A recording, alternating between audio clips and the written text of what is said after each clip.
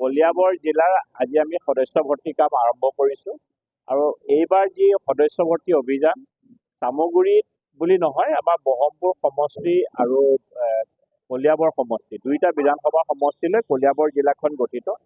কলিয়াবৰ জিলাখনত আমাৰ 1 লাখ সদস্য ভৰ্তি এইবাৰ আমাৰ টাৰ্গেট 1 লাখ।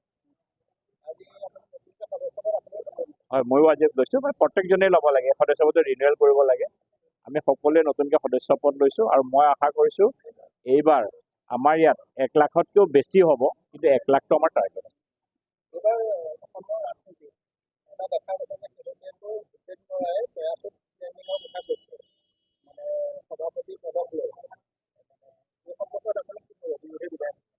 ভূপেন বৰাই যি টি কথাই কৈ থাকে, মাজে মাজে যেতিয়া তেওঁ কাম নাথাকে কবিতা লিখে আৰু কেতিয়াবা পেৰাচুট কয়। তেওঁ পেৰাচুটটো কেতিয়া খুলিব? হেলিকপ্টাৰখন হ'লেহে ওপৰলৈ গ'লেহে পেৰাচুটটো লেণ্ডিং হ'ব, ওপৰলৈ যাবতো লাগিব।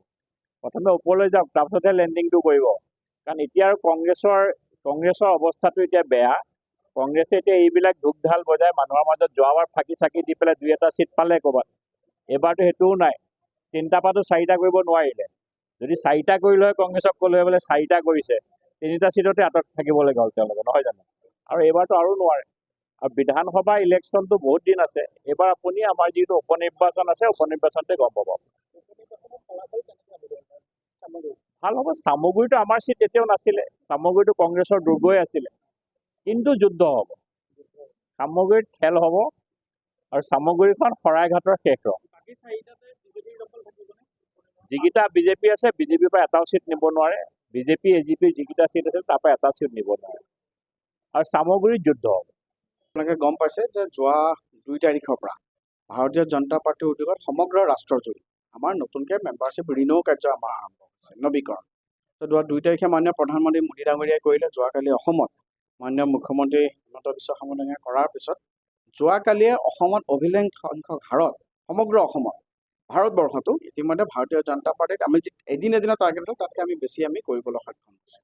তো আজিও আমাৰ চামগুৰিকে লৈ পেলাই আমাৰ প্ৰত্যেকটো বুথে বুথে আমাৰ মেম্বাৰশ্বিপ, আমাৰ বিভিন্ন সদস্যতা অভিযান আছে। সকলো সদস্যৰ মাজত গৈ, আমাৰ সকলো শুভাকাংক্ষীৰ মাজত গৈ পেলাই আমাৰ ভাৰতীয় জনতা পাৰ্টিৰ যিটো মিছকল নাম্বাৰ 8800002024 এখন বিকশিত ভাৰতবৰ্ষ গঠনৰ কাৰণে মাননীয় প্ৰধানমন্ত্ৰী ডাঙৰীয়াৰ নেতৃত্বত, অসমত ডক্টৰ হিমন্ত বিশ্ব শৰ্মা ডাঙৰীয়াৰ নেতৃত্বত যি বিকাশমুখী আৰু ৰাষ্ট্ৰমুখী যাত্ৰা ভাৰতীয় জনতা পাৰ্টি, এই যাত্ৰা পথত সকলো ৰাজ্যক অংশীদাৰ কৰি ৰাষ্ট্ৰ নিৰ্মাণত জড়িত কৰিবৰ কাৰণে, এখন সমৃদ্ধিশালী অসম নিৰ্মাণ কৰিবৰ কাৰণে আমি ভাৰতীয় জনতা পাৰ্টিয়ে প্ৰচেষ্টা লৈছোঁ। আৰু সমূহ ৰাজ্যক ইতিমধ্যে ভাৰতীয় জনতা পাৰ্টিক সকলো ৰাইজে আশীৰ্বাদ প্ৰদান কৰিছে। আমি তেওঁলোকৰ অনুৰোধ জনাইছোঁ যাতে আমাক আশীৰ্বাদ প্ৰদান কৰক, আমাৰ কাৰ্যপন্থাৰ অংশীদাৰ হওক। এইটো এতিয়া সময়ৰ দাবী। আপোনালোকে চাওক যে লাহে লাহে 2016 চনৰ তুলনাত এইবাৰ যদি 2024 চনটো চাওঁ, আমি ভাৰতীয় জনতা পাৰ্টি সেইটো চিটত মাত্ৰ 3000 মান ভোটত পিছ পৰিছোঁ। সেইটোতো গ'লেই। শুনক, মই এটা কথা কওঁ, ৰকিবুল হুছেইন ডাঙৰীয়া এজন চালাক ব্যক্তি। তেখেতে সময়ৰ বিধানটো, তেখেতে সময়ৰ এইবাৰ লিখনিটো আগতীয়াকৈ বুজি উঠি তেখেতে চামগুৰিৰ পৰা কাকো নোকোৱাকৈ, ৰাইজক নোকোৱাকৈ তেখেত পটককৈ দৌৰি গুচি গ'ল। গতিকে তেখেতে গম পাইছে যে চামগুৰিত লাহে লাহে ৰকিবুল হুছেইন ডাঙৰীয়াৰ যি ৰাজনীতি, সেই ৰাজনীতি একচুৱেলি চামগুৰিত বহুত বেছি দিন নচলে। চামগুৰিত এইবাৰ চামগুৰি হিন্দু মুছলমান সকলো ৰাইজে মিলি অসমৰ সংসদীয় ৰাজনীতিত এক ব্যতিক্ৰমী ধাৰা এইবাৰ প্ৰতিষ্ঠা কৰিব চামগুৰিত। আৰু বিশেষকৈ চৰকাৰৰ যি উন্নয়নমুখী যাত্ৰা, সেই উন্নয়নমুখী যাত্ৰাৰ অংশীদাৰ হ'বলৈ চামগুৰিৰ ৰাইজে সদায় বিচাৰি আছে। আজি আপোনালোকে চাওক যে ওচৰৰ যিকেইটা আমাৰ কলিয়াবৰ বিধানসভা সমষ্টি, নগাঁও, বৰহমপুৰ, সকলোতে যিটো উন্নয়ন হৈছে, আমাৰ এনেকুৱা নহয় আমি চৰকাৰে কৰিব বিচাৰোঁ, আমি চামগুৰিটো কৰিব বিচাৰোঁ, কিন্তু সেই সময়ত জনপ্ৰতিনিধিজন বা আমি সেই সময়তে সুযোগ নাপাওঁ। সকলো সময়তে কেৱল ন্যস্ত ৰাজনীতি। ভাৰতীয় জনতা পাৰ্টীয়ে জন উন্নয়নৰ ক্ষেত্ৰত মোদী ডাঙৰীয়াৰ যিটো বিষয় যে সবকা সাথ সবকা বিকাশ, অন্য সমষ্টিৰ যিমান বিকাশ হৈছে চামগুৰিতো সেই বিকাশ ভাৰতীয় জনতা পাৰ্টীয়ে কৰিবলৈ বিচাৰে। আৰু সেই বিচাৰ যিটো প্ৰতিবন্ধকতা আছিল, সেই প্ৰতিবন্ধকতা ৰকিবুল হুছেইন ডাঙৰীয়া নিজে আছে। আমি কিবা দিব খুজিলেও তেখেতে সেই সময়ত বহু সময়ত বিধায়ক হিচাপে বাধা সৃষ্টি কৰিছে।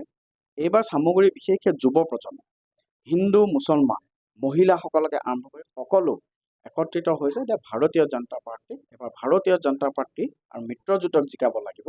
আৰু এইবাৰ আপোনালোকে চাওক, খুব লাৰ্জত মানে খুব এক বৃহৎ ভোটত ভাৰতীয় জনতা পাৰ্টি আৰু মিত্ৰজোঁটৰ প্ৰাৰ্থী চামগুৰিৰ পৰা বিজয়ী।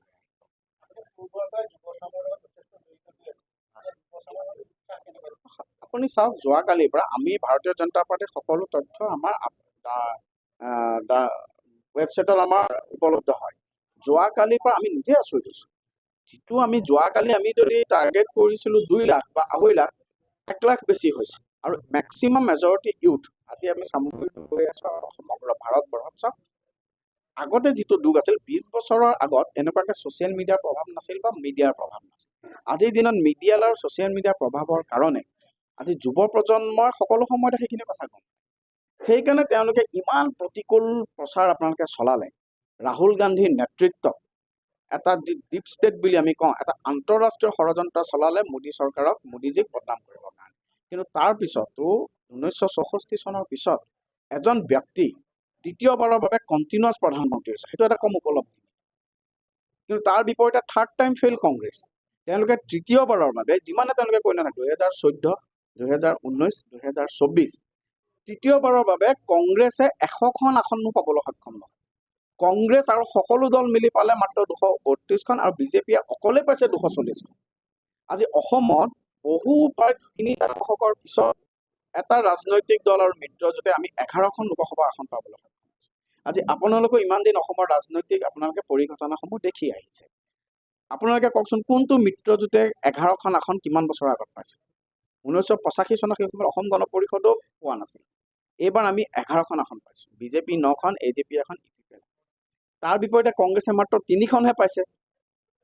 আমি 2009 চনত বিজেপিৰ যিটো সময়ত বেয়া সময় আছিল, সেই সময়তে আমি অসমত 4খন আমি MP জিকিছিলোঁ, 4জন। আৰু তেজপুৰত আমাৰ সন্মানীয় জোচেফ টপ্পা ডাঙৰীয়া জিকিছিল। 2009 চনত আমি 5খন জিকিছিলোঁ। এইবাৰ মাত্ৰ তেওঁলোকে 3খনহে জিকিছে।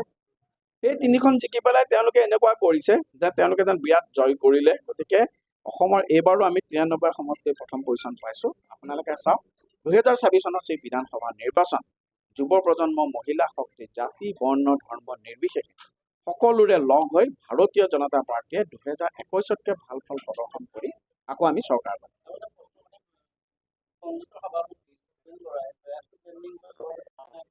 সেইটোৱে চাওক, মানে মই আপোনালোকক কৈছোঁ, কংগ্ৰেছত ৰাহুল গান্ধীও বহু সময়ত প্ৰত্যাহ্বানৰ সন্মুখীন হয়। আৰু কংগ্ৰেছত খুব ভিতৰুৱা ষড়যন্ত্ৰ আছে। আৰু কংগ্ৰেছত খুব ভিতৰুৱা ষড়যন্ত্ৰ আছে।